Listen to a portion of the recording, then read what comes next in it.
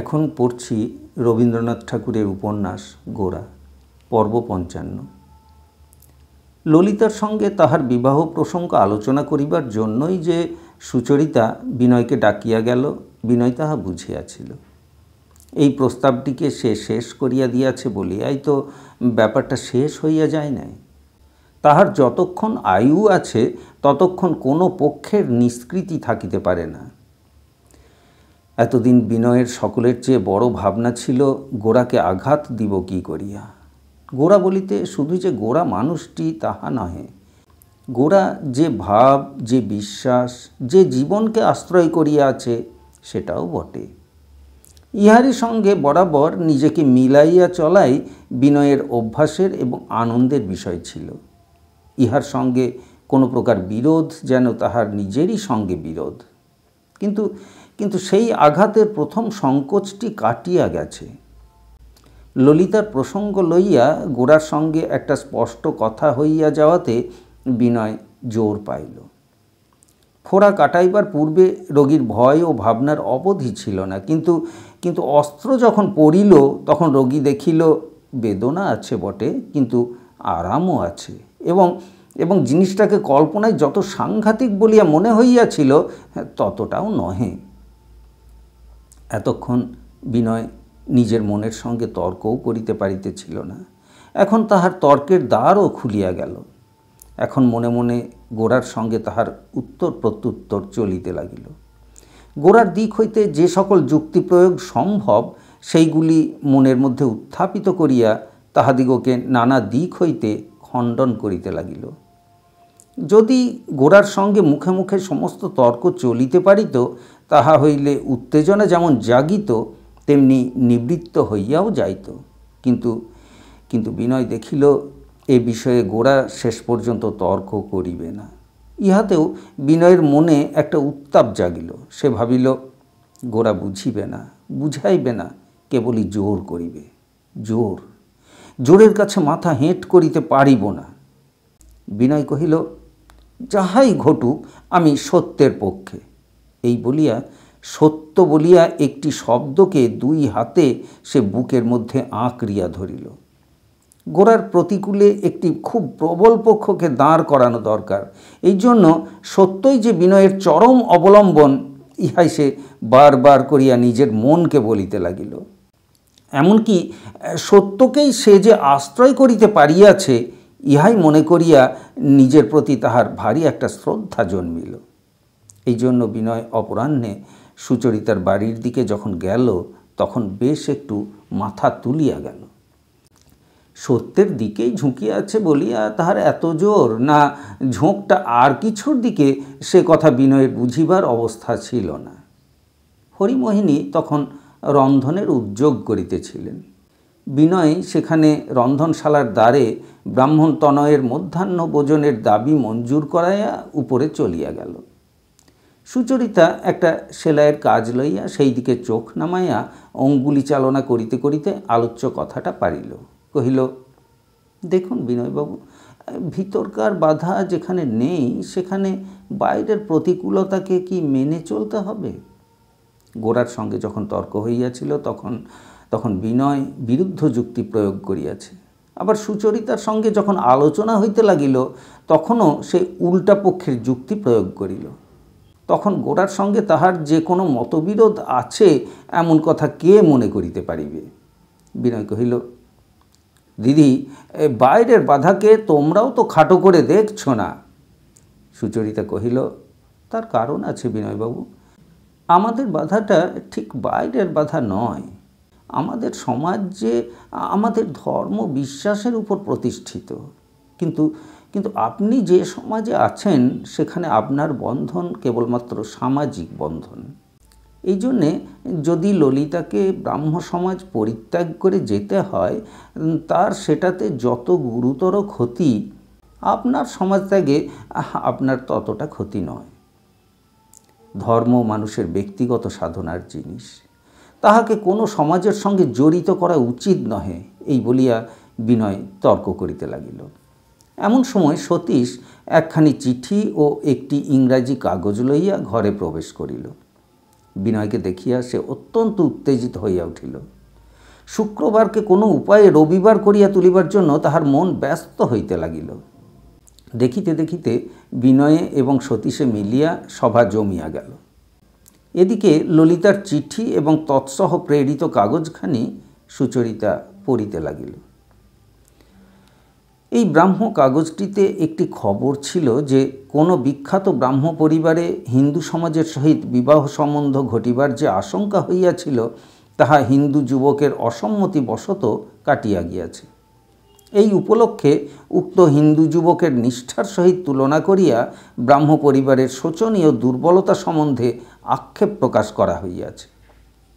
সুচরিতা মনে মনে কহিল, যেমন করিয়া হোক বিনয়ের সহিত ললিতার বিবাহ ঘটাইতেই হইবে। কিন্তু সে তো এই যুবকের সঙ্গে তর্ক করিয়া হইবে না। ললিতাকে সুচরিতা তাহার বাড়িতে আসিবার জন্য চিঠি লিখিয়া দিল। তাহাতে বলিল না যে বিনয় এখানে আছে।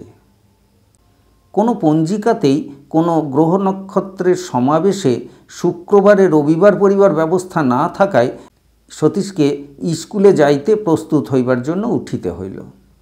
সুচরিতাও স্নান করিতে যাইতে হইবে বলিয়া কিছুক্ষণের জন্য অবকাশ প্রার্থনা করিয়া চলিয়া গেল।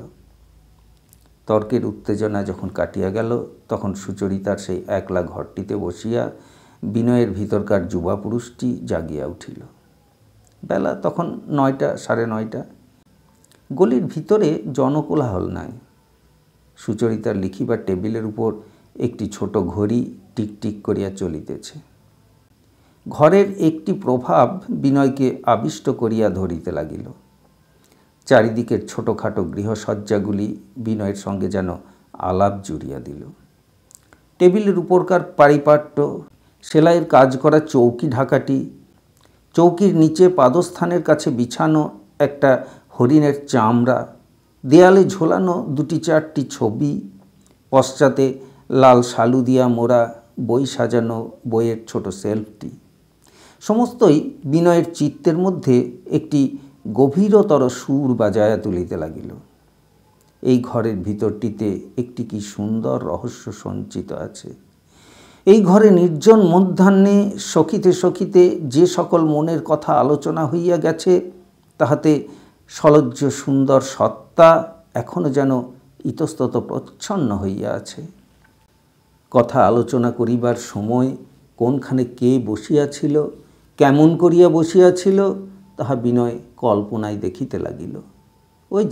ওই যে সেদিন বিনয় পরেশবাবুর কাছে শুনিয়াছিল, আমি সুচরিতার কাছে শুনিয়াছি ললিতার মন তোমার প্রতি বিমুখ নহে।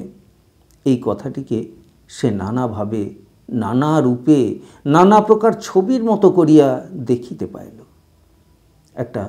একটা অনির্বচনীয় আবেগ বিনয়ের মধ্যে অত্যন্ত করুণ উদাস রাগিনীর মতো বাজিতে লাগিল। যেসব জিনিসকে এমনতর নিবিড় গভীর রূপে মনের গোপনতার মধ্যে ভাষাহীন আভাসের মতো পাওয়া যায় তাহাদিগকে কোনো মতে প্রত্যক্ষ করিয়া তুলিবার ক্ষমতা নাই বলিয়া, অর্থাৎ বিনয় কবিনয় চিত্রকর নয় বলিয়া তাহার সমস্ত অন্তঃকরণ চঞ্চল হইয়া উঠিল। সে যেন কি একটা করিতে পারিলে বাঁচে, অথচ সেটা করিবার কোনো উপায় নাই, এমনি তাহার মনে হইতে লাগিল। যে একটা পর্দা তাহার সম্মুখে ঝুলিতেছে, যাহা অতি নিকটে তাহাকে নিরতিশয় দূর করিয়া রাখিয়াছে, সেই পর্দাটাকে কি এই মুহূর্তে উঠিয়া দাঁড়াইয়া জোর করিয়া ছিঁড়িয়া ফেলিবার শক্তি বিনয়ের নাই? হরিমোহিনী ঘরে প্রবেশ করিয়া জিজ্ঞাসা করিলেন, বিনয় এখন কিছু জল খাইবে কি না? বিনয় কহিল, না। তখন হরিমোহিনী আসিয়া ঘরে বসিলেন। হরিমোহিনী যতদিন পরেশবাবুর বাড়িতে ছিলেন ততদিন বিনয়ের প্রতি তাহার খুব একটা আকর্ষণ ছিল, কিন্তু যখন হইতে সুচরিতাকে লইয়া তাহার স্বতন্ত্র ঘরকন্যা হইয়াছে তখন হইতে ইহাদের যাতায়াত তাহার কাছে অত্যন্ত অরুচিকর হইয়া উঠিয়াছিল। আজকাল আচারে বিচারে সুচরিতা যে সম্পূর্ণ তাহাকে মানিয়া চলে না, এই সকল লোকের সঙ্গ দোষকেই তিনি তাহার কারণ বলিয়া ঠিক করিয়াছিলেন। যদিও তিনি জানিতেন বিনয় ব্রাহ্ম নহে, তবু বিনয়ের মনের মধ্যে যে কোনো হিন্দু সংস্কারের দৃঢ়তা নাই তাহা তিনি স্পষ্ট অনুভব করিতেন। তাই এখন তিনি পূর্বের ন্যায় উৎসাহের সহিত এই ব্রাহ্মণতনয়কে ডাকিয়া লইয়া ঠাকুরের প্রসাদের অপব্যয় করিতেন না। আজ প্রসঙ্গক্রমে হরিমোহিনী বিনয়কে জিজ্ঞাসা করিলেন, আচ্ছা বাবা, তুমি তো ব্রাহ্মণের ছেলে, কিন্তু সন্ধ্যা অর্চনা কিছুই করো না। বিনয় কহিল, মাসি, দিন রাত্রি পড়া মুখস্থ করে করে গায়ত্রী সন্ধ্যা সমস্তই ভুলে গেছি। হরিমোহিনী কহিলেন, পরেশবাবুও তো লেখাপড়া শিখেছেন, উনি তো নিজের ধর্ম মেনে সকাল সন্ধ্যায় একটা কিছু করেন। বিনয় কহিল, মাসি, উনি যা করেন তা কেবল মন্ত্র মুখস্থ করে করা যায় না। ওর মতো যদি কখনো হই তবে ওর মতো চলব। হরিমোহিনী কিছু তীব্র স্বরে কহিলেন, ততদিন না হয় বাপ পিতামহর মতোই চলো না। না এদিক না ওদিক কি ভালো? মানুষের একটা তো ধর্মের পরিচয় আছে। না রাম না গঙ্গা, মাগো এ কেমন তর? এমন সময় ললিতা ঘরে প্রবেশ করিয়াই বিনয়কে দেখিয়া চমকিয়া উঠিল। হরিমোহিনীকে জিজ্ঞাসা করিল, দিদি কোথায়? হরিমোহিনী কহিলেন, রাধারানী নাইতে গেছে। ললিতা অনাবশ্যক জবাবদিহির স্বরূপ কহিল, দিদি আমাকে ডেকে পাঠিয়েছিল। হরিমোহিনী কহিলেন, ততক্ষণ বসো না, এখনই এলো বলে। ললিতার প্রতিও হরিমোহিনীর মন অনুকূল ছিল না। হরিমোহিনী এখন সুচরিতাকে তাহার পূর্বের সমস্ত পরিবেষ্টন হইতে ছাড়াইয়া লইয়া সম্পূর্ণ নিজের আয়ত্ত করিতে চান। পরেশবাবুর অন্য মেয়েরা এখানে তেমন ঘন ঘন আসে না। একমাত্র ললিতাই যখন তখন আসিয়া সুচরিতাকে লইয়া আলাপ আলোচনা করিয়া থাকে। সেটা হরিমোহিনীর ভালো লাগে না। প্রায় তিনি উভয়ের আলাপে ভঙ্গ দিয়া সুচরিতাকে কোনো একটা কাজে ডাকিয়া লইয়া যাইবার চেষ্টা করেন, অথবা আজকাল পূর্বের মতো সুচরিতার পড়াশোনা অব্যাঘাতে চলিতেছে না বলিয়া আক্ষেপ প্রকাশ করেন। অথচ সুচরিতা যখন পড়াশোনায় মন দেয় তখন অধিক পড়াশোনা যে মেয়েদের পক্ষে অনাবশ্যক এবং অনিষ্টকর সে কথাও বলিতে ছাড়েন না। আসল কথা, তিনি যেমন করিয়া সুচরিতাকে অত্যন্ত ঘিরিয়া লইতে চান, কিছুতেই তাহা পারিতেছেন না বলিয়া কখনো বা সুচরিতার সঙ্গীদের প্রতি, কখনো বা তাহার শিক্ষার প্রতি কেবলই দোষারোপ করিতেছেন। ললিতা ও বিনয়কে লইয়া বসিয়া থাকা যে হরিমোহিনীর পক্ষে সুখকর তাহা নহে, তথাপি তাহাদের উভয়ের প্রতি রাগ করিয়াই তিনি বসিয়া রহিলেন। তিনি বুঝিয়াছিলেন যে বিনয় ও ললিতার মাঝখানে একটি রহস্যময় সম্বন্ধ ছিল। তাই তিনি মনে মনে কহিলেন, তোমাদের সমাজে যেমন বিধিই থাক, আমার এ বাড়িতে এই সমস্ত নির্লজ্জ মেলামেশা, এইসব খ্রিস্টানি কাণ্ড ঘটিতে দিব না। এদিকে ললিতার মনেও একটা বিরোধের ভাব কণ্টকিত হইয়া উঠিয়াছিল। কাল সুচরিতার সঙ্গে আনন্দময়ীর বাড়িতে যাইতে সেও সংকল্প করিয়াছিল, কিন্তু কিছুতেই যাইতে পারিল না। গোরার প্রতি ললিতার প্রচুর শ্রদ্ধা আছে, কিন্তু বিরুদ্ধতাও অত্যন্ত তীব্র। গোরা যে সর্বপ্রকারেই তাহার প্রতিকূল, এ কথা সে কিছুতেই মন হইতে তাড়াইতে পারে না। এমনকি যেদিন গোরা কারামুক্ত হইয়াছে সেই দিন হইতে বিনয়ের প্রতিও তাহার মনোভাবের একটা পরিবর্তন ঘটিয়াছে। কয়েকদিন পূর্বেও বিনয়ের প্রতি যে তাহার একটা জোর দখল আছে, এ কথা সে খুব স্পর্ধা করিয়াই মনে করিয়াছিল। কিন্তু গোরার প্রভাবকে বিনয় কোনো মতেই কাটাইয়া উঠিতে পারিবে না। ইহা কল্পনামাত্র করিয়াই সে বিনয়ের বিরুদ্ধে কোমর বাঁধিয়া দাঁড়াইল। ললিতাকে ঘরে প্রবেশ করিতে দেখিবা মাত্র বিনয়ের মনের মধ্যে একটা আন্দোলন প্রবল হইয়া উঠিল। ললিতা সম্বন্ধে বিনয় কোনো মতেই সহজ ভাব রক্ষা করিতে পারে না। যখন হইতে তাহাদের দুইজনের বিবাহ সম্ভাবনার জনশ্রুতি সমাজে রটিয়া গেছে, তখন হইতে ললিতাকে দেখিবা মাত্র বিনয়ের মন বৈদ্যুৎ চঞ্চল চুম্বক শলার মতো স্পন্দিত হইতে থাকে। ঘরে বিনয়কে বসিতে থাকিতে দেখিয়া সুচরিতার প্রতি ললিতার রাগ হইল। সে বুঝিল অনিচ্ছুক বিনয়ের মনকে অনুকূল করিবার জন্যই সুচরিতা তাহাকে লইয়া উঠিয়া পড়িয়া লাগিয়াছে, এবং এই বাঁকাকে সোজা করিবার জন্যই ললিতাকে আজ ডাক পড়িয়াছে। সে হরিমোহিনীর দিকে চাহিয়া কহিল, দিদিকে বলো এখন আমি থাকতে পারছি না, আর এক সময় আমি আসব। এই বলিয়া বিনয়ের প্রতি কটাক্ষপাত মাত্র না করিয়া দ্রুতবেগে সে চলিয়া গেল। তখন বিনয়ের কাছে হরিমোহিনীর আর বসিয়া থাকা অনাবশ্যক হওয়াতে তিনিও গৃহকার্য উপলক্ষে উঠিয়া গেলেন। ললিতার এই চাপা আগুনের মতো মুখের ভাব বিনয়ের কাছে অপরিচিত ছিল না, কিন্তু অনেক দিন এমন চেহারা সে দেখে নাই। সেই যে এক সময়ে বিনয়ের সম্বন্ধে ললিতা তাহার অগ্নিবাণ উদ্যত করিয়াই ছিল, সেই দুর্দিন একেবারে কাটিয়া গিয়াছে বলিয়াই বিনয় নিশ্চিন্ত হইয়াছিল।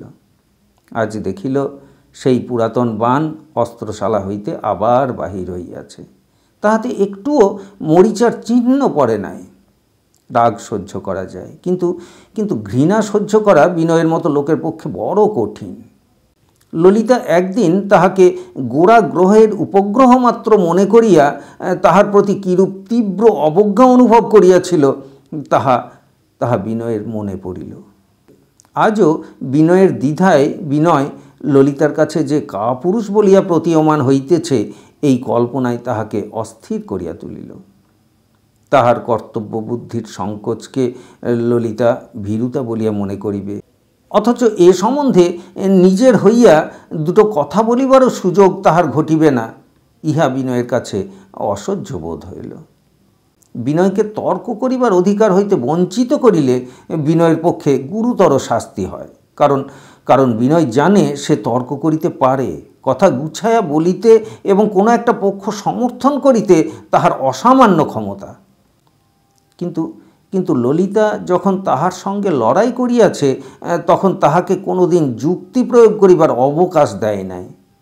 আজও সে অবকাশ তাহার ঘটিবে না।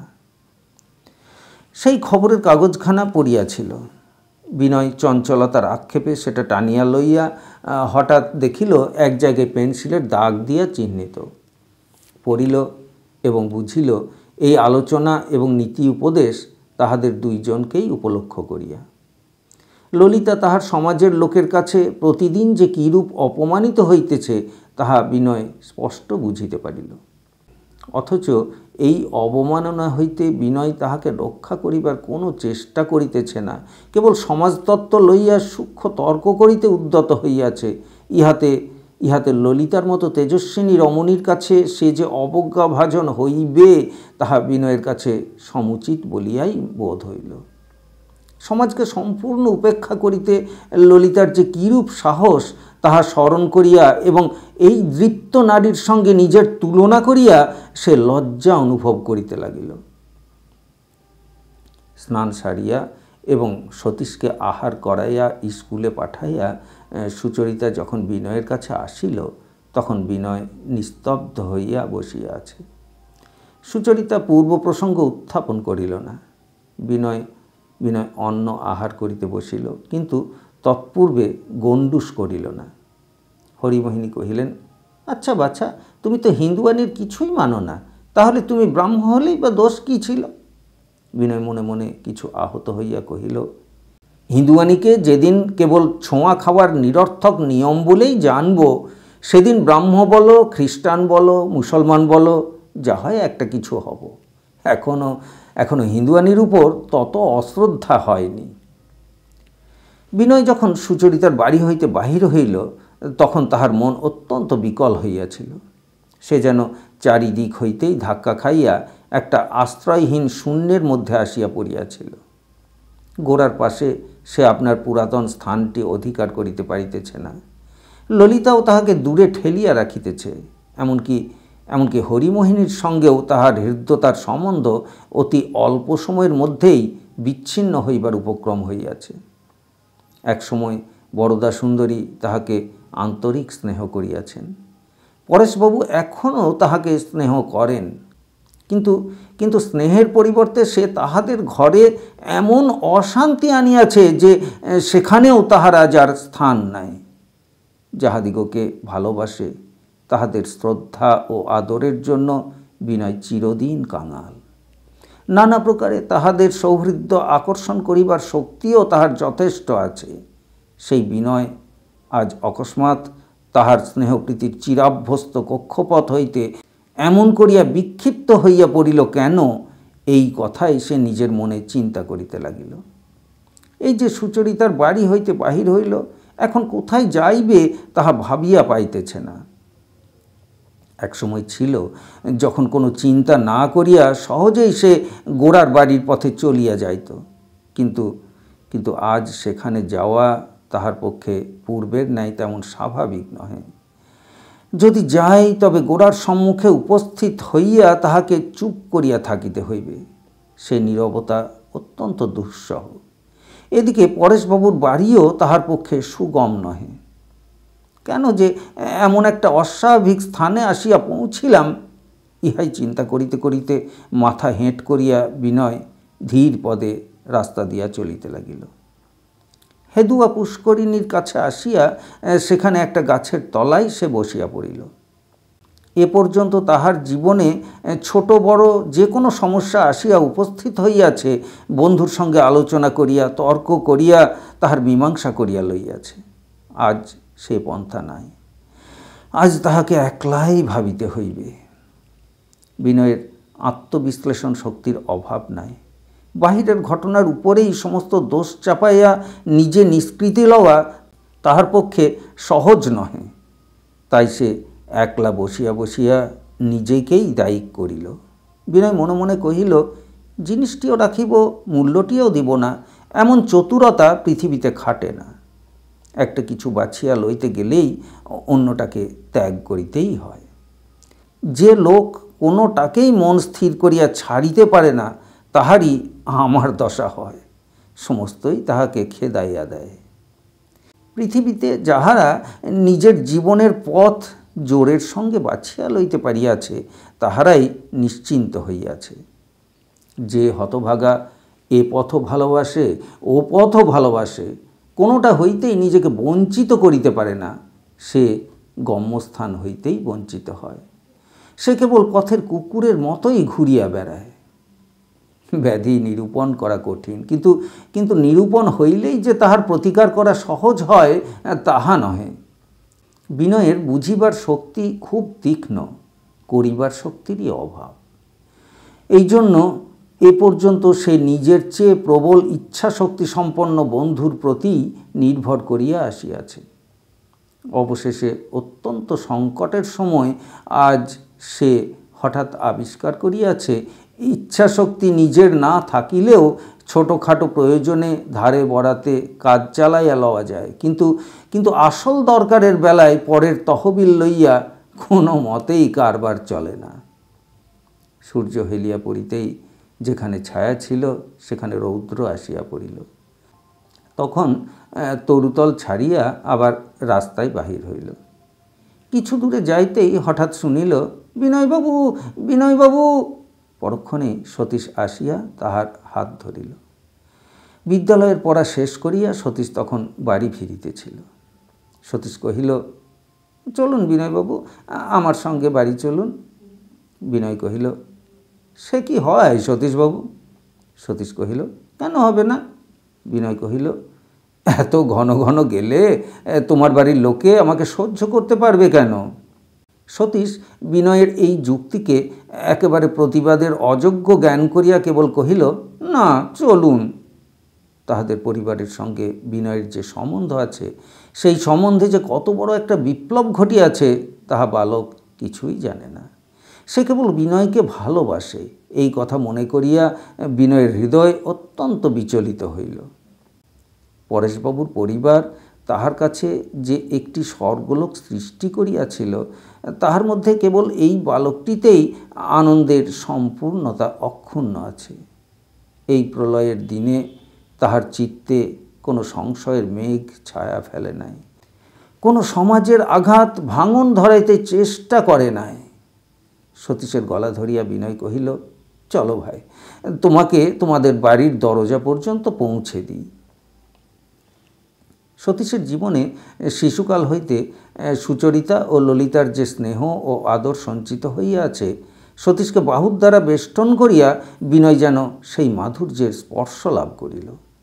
সমস্ত পথ সতীশ যে বহুতর অপ্রাসঙ্গিক কথা অনর্গল বকিয়া গেল, তাহা বিনয়ের কানে মধু বর্ষণ করিতে লাগিল। বালকের চিত্তের সরলতার সংস্রবে তাহার নিজের জীবনের জটিল সমস্যাকে কিছুক্ষণের জন্য সে একেবারে ভুলিয়া থাকিতে পারিল। পরেশবাবুর বাড়ির সম্মুখ দিয়াই সুচরিতার বাড়ি যাইতে হয়। পরেশবাবুর একতলার বসিবার ঘর রাস্তা হইতেই দেখিতে পাওয়া যায়। সেই ঘরের সম্মুখে আসিতেই বিনয় সেদিকে একবার মুখ না তুলিয়া থাকিতে পারিল না। দেখিল তাহার টেবিলের সম্মুখে পরেশবাবু বসিয়া আছেন। কোনো কথা কহিতেছেন কি না বুঝা গেল না। আর ললিতা রাস্তার দিকে পিঠ করিয়া পরেশবাবুর চৌকির কাছে একটি ছোট বেতের মোড়ার উপর ছাত্রীটির মতো নিস্তব্ধ হইয়া আছে। সুচরিতার বাড়ি হইতে ফিরিয়া আসিয়া যে ক্ষোভে ললিতার হৃদয়কে অসহ্যরূপে অশান্ত করিয়া তুলিয়াছিল, সে তাহা নিবৃত্ত করিবার আর কোনো উপায়ই জানিত না। সে তাই আস্তে আস্তে পরেশবাবুর কাছে আসিয়া বসিয়াছিল। পরেশবাবুর মধ্যে এমনি একটি শান্তির আদর্শ ছিল যে অসহিষ্ণু ললিতা নিজের চাঞ্চল্য দমন করিবার জন্য মাঝে মাঝে তাহার কাছে আসিয়া চুপ করিয়া বসিয়া থাকিত। পরেশবাবু জিজ্ঞাসা করিতেন, কি ললিতা? ললিতা কহিত, কিছু নয় বাবা, তোমার এই ঘরটি বেশ ঠান্ডা। আজ ললিতা আহত হৃদয়টি লইয়া তাহার কাছে আসিয়াছে, তাহা পরেশবাবু স্পষ্ট বুঝিয়াছিলেন। তাহার নিজের মধ্যেও একটি বেদনা প্রচ্ছন্ন হইয়াছিল।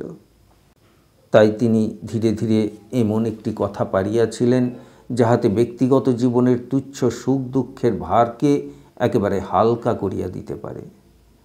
পিতা ও কন্যার এই বিশ্রদ্ধ আলোচনার দৃশ্যটি দেখিয়া মুহূর্তের জন্য বিনয়ের গতিরোধ হইয়া গেল।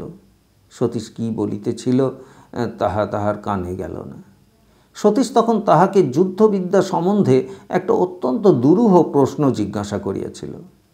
একদল বাঘকে অনেক দিন ধরিয়া শিক্ষা দিয়া স্বপক্ষের সৈন্যদলের প্রথম সারে রাখিয়া যুদ্ধ করিলে তাহাতে জয়ের সম্ভাবনা কীরূপ, ইহাই তাহার প্রশ্ন ছিল। এতক্ষণ তাহাদের প্রশ্নোত্তর অবাধে চলিয়া আসিতেছিল। হঠাৎ এইবার বাধা পাইয়া সতীশ বিনয়ের মুখের দিকে চাহিল। তাহার পরে বিনয়ের দৃষ্টি লক্ষ্য করিয়া পরেশবাবুর ঘরের দিকে চাহিয়াই সে উচ্চৈস্বরে বলিয়া উঠিল, ললিতা দিদি, ললিতা দিদি, এই দেখো আমি বিনয়বাবুকে রাস্তা থেকে ধরে এনেছি। বিনয় লজ্জায় ঘামিয়া উঠিল। ঘরের মধ্যে এক মুহূর্তে ললিতা চৌকি ছাড়িয়া উঠিয়া দাঁড়াইল। পরেশবাবু রাস্তার দিকে মুখ ফিরাইয়া দেখিলেন। সব শুদ্ধ একটা কাণ্ড হইয়া গেল।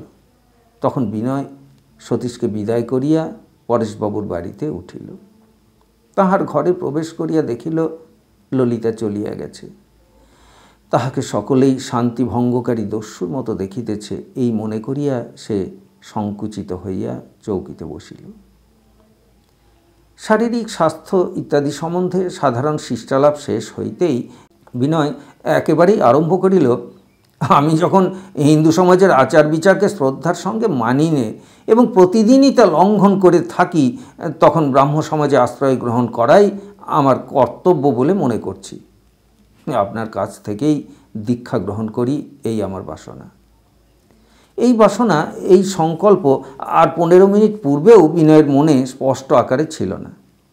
পরেশবাবু ক্ষণকাল স্তব্ধ থাকিয়া কহিলেন, ভালো করে সকল কথা চিন্তা করে দেখেছ তো? বিনয় কহিল, এর মধ্যে আর তো কিছু চিন্তা করবার নেই, কেবল ন্যায় অন্যায়টাই ভেবে দেখবার বিষয়। সেটা খুব সাদা কথা। আমরা যে শিক্ষা পেয়েছি তাতে কেবল আচার বিচারকেই অলঙ্ঘনীয় ধর্ম বলে আমি কোনো মতেই অকপট চিত্তে মানতে পারিনি। সেই জন্যেই আমার ব্যবহারে পদে পদে নানা অসঙ্গতি প্রকাশ পায়। যারা শ্রদ্ধার সঙ্গে হিন্দুয়ানিকে আশ্রয় করে আছে তাদের সঙ্গে জড়িত থেকে আমি তাদের কেবল আঘাতই দিই। এটা যে আমার পক্ষে নিতান্ত অন্যায় হচ্ছে তাতে আমার মনে কোনো সন্দেহ নেই।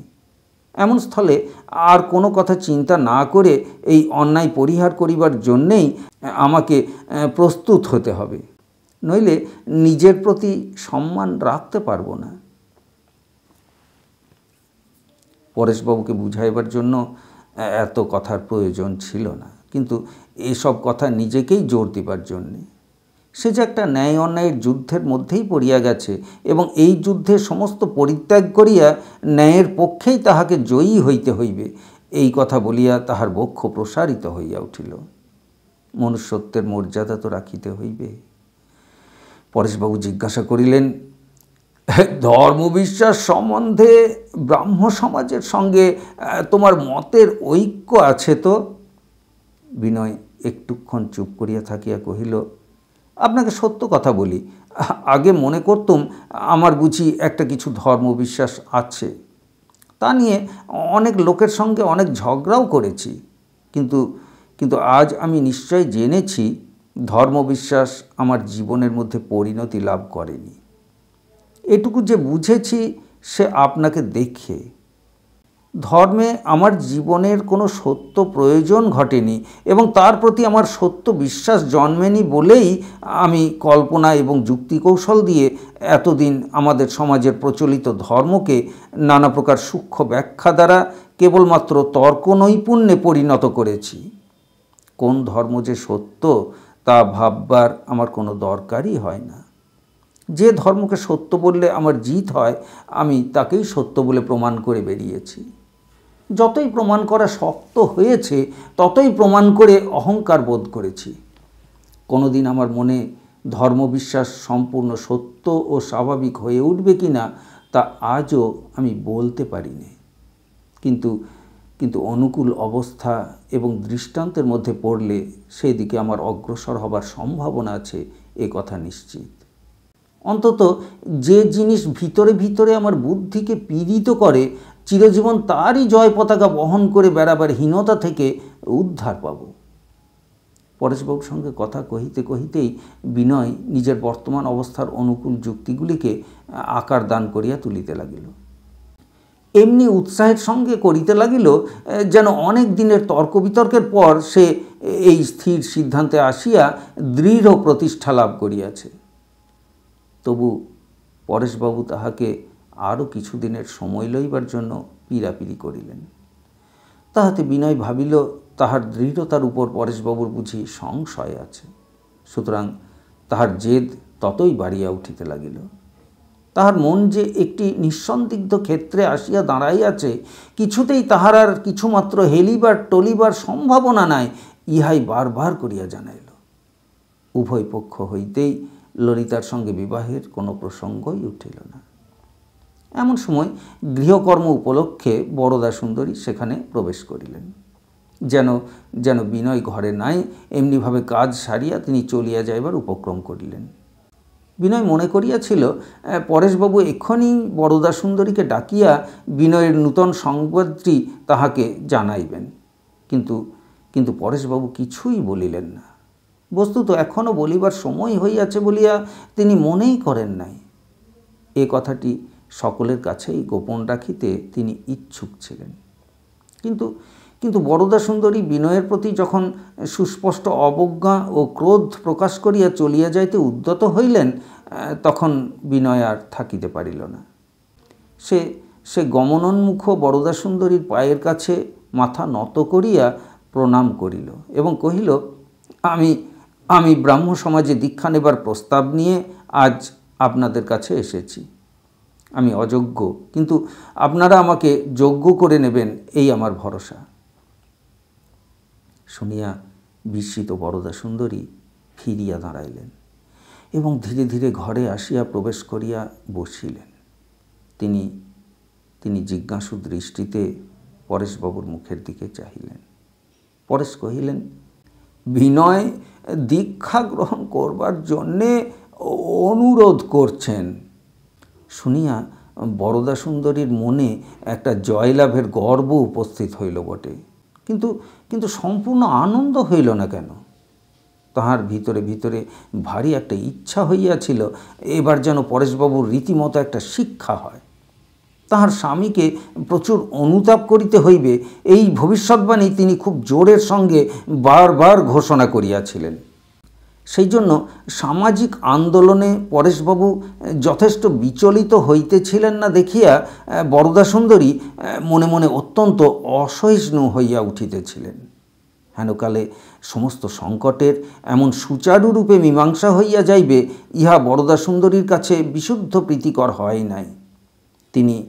তিনি মুখ গম্ভীর করিয়া কহিলেন, এই দীক্ষার প্রস্তাবটা আর কিছুদিন আগে যদি হতো তাহলে আমাদের এত অপমান, এত দুঃখ পেতে হতো না। পরেশবাবু কহিলেন, আমাদের দুঃখ কষ্ট অপমানের তো কোনো কথা হচ্ছে না, বিনয় দীক্ষা নিতে চাচ্ছেন। বরদাসুন্দরী বলিয়া উঠিলেন, শুধু দীক্ষা? বিনয় কহিলেন, অন্তর্যামী জানেন আপনাদের দুঃখ অপমান সমস্তই আমার। পরেশ কহিলেন, দেখো বিনয়, তুমি ধর্মে দীক্ষা নিতে যে চাচ্ছ সেটাকে একটা অবান্তর বিষয় করো না। আমি তোমাকে পূর্বেও একদিন বলেছি, আমরা একটা কোনো সামাজিক সংকটে পড়েছি কল্পনা করে তুমি কোনো গুরুতর ব্যাপারে প্রবৃত্ত হয়েও না। বরদাসুন্দরী কহিলেন, সে তো ঠিক কথা, কিন্তু তাও বলি আমাদের সকলকে জালে জড়িয়ে ফেলে চুপ করে বসে থাকাও ওর কর্তব্য নয়। পরেশবাবু কহিলেন, চুপ করে না থেকে চঞ্চল হয়ে উঠলে জালে আরও বেশি করে গ্রন্থি পড়ে। কিছু একটা করাকেই যে কর্তব্য বলে তা নয়, অনেক সময় কিছু না করাই হচ্ছে সকলের চেয়ে বড় কর্তব্য।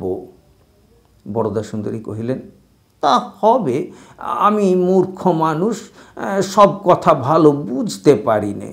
এখন কি স্থির হলো সেই কথাটা জেনে যেতে চাই, আমার অনেক কাজ আছে। বিনয় কহিল, পরশু রবিবারেই আমি দীক্ষা গ্রহণ করব। আমার ইচ্ছা যদি পরেশবাবু কহিলেন, যে দীক্ষার কোনো ফল আমার পরিবার আশা করতে পারে সেই দীক্ষা আমার দ্বারা হতে পারবে না। ব্রাহ্ম সমাজে তোমাকে আবেদন করতে হবে। বিনয়ের মন তৎক্ষণাৎ সংকুচিত হইয়া গেল। ব্রাহ্ম সমাজে দস্তুর মতো দীক্ষার জন্য আবেদন করার মতো মনের অবস্থা তো তাহার নহে। বিশেষত ললিতাকে লইয়া যে ব্রাহ্ম সমাজে তাহার সম্বন্ধে এত আলোচনা হইয়া গেছে, কোন লজ্জায় কি ভাষায় সে চিঠি লিখিবে? সে চিঠি যখন ব্রাহ্ম পত্রিকায় প্রকাশিত হইবে তখন সে কেমন করিয়া মাথা তুলিবে? সে চিঠি গোরা পড়িবে, আনন্দময়ী পড়িবেন।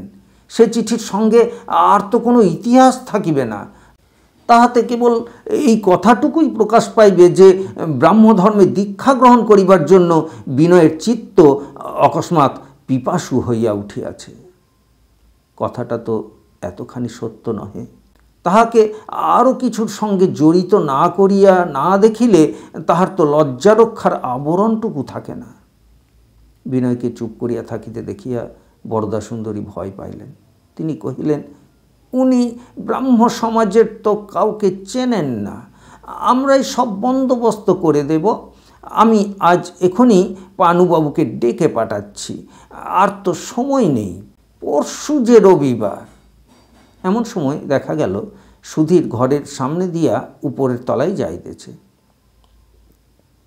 বরদাসুন্দরী তাহাকে ডাকিয়া কহিলেন, সুধীর, বিনয় পরশু আমাদের সমাজে দীক্ষা নেবেন। সুধীর অত্যন্ত খুশি হইয়া উঠিল। সুধীর মনে মনে বিনয়ের একজন বিশেষ ভক্ত ছিল। বিনয়কে ব্রাহ্ম সমাজে পাওয়া যাইবে শুনিয়া তাহার ভারী উৎসাহ হইল। বিনয় যেরকম ইংরেজি লিখিতে পারে, তাহার যেরকম বিদ্যাবুদ্ধি, তাহাতে ব্রাহ্ম সমাজে যোগ না দেওয়াই তাহার পক্ষে অত্যন্ত অসঙ্গত বলিয়া সুধীরের বোধ হইত।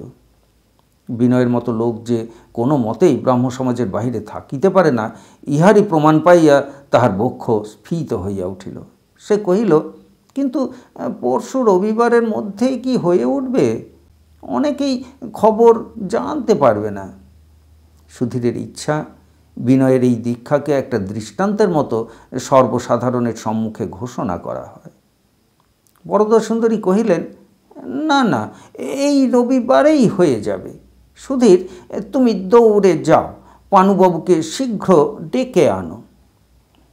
যে হতভাগ্যের দৃষ্টান্তের দ্বারা সুধীর ব্রাহ্ম সমাজকে অজেয় শক্তিশালী বলিয়া সর্বত্র প্রচার করিবার কল্পনায় উত্তেজিত হইয়া উঠিতেছিল, তাহার চিত্ত তখন সংকুচিত হইয়া একেবারে বিন্দুবৎ হইয়া আসিয়াছিল। যে জিনিসটা মনে মনে কেবল তর্কে যুক্তিতে বিশেষ কিছুই নহে, তাহারই বাহ্য চেহারাটা দেখিয়া বিনয় ব্যাকুল হইয়া পড়িল। পানুবাবুকে ডাক পড়িতেই বিনয় উঠিয়া পড়িল। বরদাসুন্দরী কহিলেন, একটু বসো, পানুবাবু এক্ষুনি আসবেন, দেরি হবে না। বিনয় কহিল, না, আমাকে মাপ করবেন। সে এই বেষ্টন হইতে দূরে সরিয়া গিয়া ফাঁকায় সকল কথা ভালো করিয়া চিন্তা করিবার অবসর পাইলে বাঁচে। বিনয় উঠিতেই পরেশবাবু উঠিলেন এবং তাহার কাঁধের উপর একটা হাত রাখিয়া কহিলেন, বিনয়, তাড়াতাড়ি কিছু করো না, শান্ত হয়ে স্থির হয়ে সকল কথা চিন্তা করে দেখো। নিজের মন সম্পূর্ণ না বুঝে জীবনের এত বড় একটা ব্যাপারে প্রবৃত্ত হয়েও না। বরদাসুন্দরী তাহার স্বামীর প্রতি মনে মনে অত্যন্ত অসন্তুষ্ট হইয়া কহিলেন, গোড়ায় কেউ ভেবে চিনতে কাজ করে না, অনর্থ বাঁধিয়ে বসে, তারপরে যখন একেবারে দম আটকে আসে তখন বলেন, বসে বসে ভাবো। তোমরা স্থির হয়ে বসে ভাবতে পারো, কিন্তু আমাদের যে প্রাণ বেরিয়ে গেল। বিনয়ের সঙ্গে সঙ্গে সুধীর রাস্তায় বাহির হইয়া পড়িল। রীতিমতো আহারে বসিয়া খাইবার পূর্বেই চাখিবার যেমন ইচ্ছা হয়, সুধীরের সেই রূপ চঞ্চলতা উপস্থিত হইয়াছে। তাহার ইচ্ছা এখনই বিনয়কে বন্ধু সমাজে ধরিয়া লইয়া গিয়া সুসংবাদ দিয়া আনন্দ উৎসব আরম্ভ করিয়া দেয়। কিন্তু সুধীরের এই আনন্দ উচ্ছ্বাসের অভিঘাতে বিনয়ের মন আরও দমিয়া যাইতে লাগিল। সুধীর যখন প্রস্তাব করিল, বিনয়বাবু আসুন না, আমরা দুজনে মিলেই পানুবাবুর কাছে যাই, তখন সে কথায় কর্ণপাত না করিয়া জোর করিয়া তাহার হাত ছাড়াইয়া বিনয় চলিয়া গেল। কিছু দূরে যাইতেই দেখিল অবিনাশ তাহার দলের দুই একজন লোকের সঙ্গে হন হন করিয়া কোথায় চলিয়াছে। বিনয়কে দেখিয়াই অবিনাশ কহিল, এই যে বিনয়বাবু, বেশ হয়েছে, চলুন আমাদের সঙ্গে। বিনয় জিজ্ঞাসা করিল, কোথায় যাচ্ছ? অবিনাশ কহিল, কাশীপুরের বাগান ঠিক করতে যাচ্ছি, সেইখানে গৌরমোহনবাবুর প্রায়শ্চিত্তের সভা বসবে। বিনয় কহিল, না, আমার এখন যাবার জো নেই। অবিনাশ কহিল, সে কি কথা, আপনারা কি বুঝতে পারছেন এটা কত বড় একটা ব্যাপার হচ্ছে? নইলে গৌরমোহনবাবু কি এমন একটা অনাবশ্যক প্রস্তাব করতেন? এখনকার দিনে হিন্দু সমাজকে নিজের জোর প্রকাশ করতে হবে। এই গৌরমোহনবাবুর প্রায়শ্চিত্তে দেশের লোকের মনে কি একটা কম আন্দোলন হবে? আমরা দেশ বিদেশ থেকে বড় বড় ব্রাহ্মণ পণ্ডিত সবাইকে নিমন্ত্রণ করে আনব। এতে সমস্ত হিন্দু সমাজের উপরে খুব একটা কাজ হবে। লোকে বুঝতে পারবে এখনও আমরা বেঁচে আছি, বুঝতে পারবে হিন্দু সমাজ মরবার নয়। অবিনাশের আকর্ষণ এড়াইয়া বিনয় চলিয়া গেল।